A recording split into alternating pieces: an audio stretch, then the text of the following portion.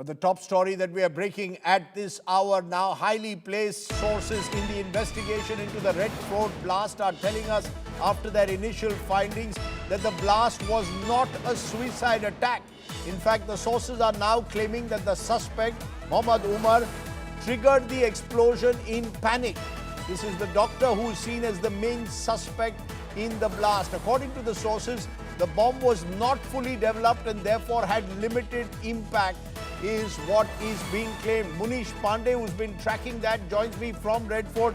Munish, it seems according to the investigation sources that this was not a fidine or suicide attack, but a panic attack, particularly after the module in Faridabad was busted yesterday morning.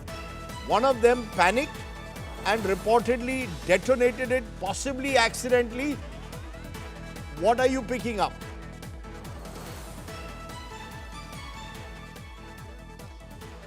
Well, Rajdeep, sources are claiming that because of the counter-terror action by the Jammu and Kashmir Police and other agencies, which includes the raids in Faridabad, the accused in the case, which is Dr. Umar Mohammed, he panicked, and that is why he left Faridabad. He came to Delhi, and at Lal Killa, where I am standing, he detonated the bomb. Now, at this point of time, agencies are saying that it was because of their action, this big attack was averted.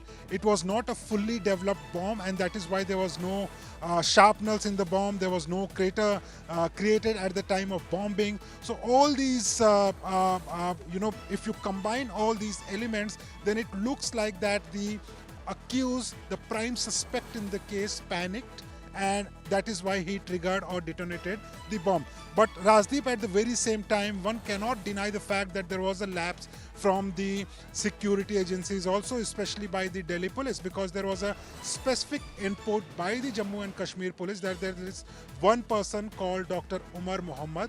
He is absconding. He is a person of interest. And Rajdeep, if you notice, yesterday there was a tweet by the Jammu and Kashmir Police at 6:10, which is 40 minutes before the blast, regarding Dr. Umar Mohammed, that you can run but you cannot hide. And just 40 minutes after the tweet, this unfortunate incident happened in which 8 innocent people lost their life. More than 20 are still injured, battling for their lives in LNJP hospital. So at one can say that Jammu and Kashmir Police has done a good job by busting this module, but at the very same time, it was not enough to avert this blast completely, and also, to arrest Dr. Umar Mohammed at time, so that the blast could have been averted in the national capital. You're giving very important information. You're saying Jammu and Kashmir Police had informed the Delhi police that someone called Dr. Umar Mohammed was still missing and was part of the module. Am I correct? And this information was given when? Yesterday, when the module was busted in Faridabad? Because for the longest time, the Delhi police was claiming there was no link between Faridabad and Red Fort.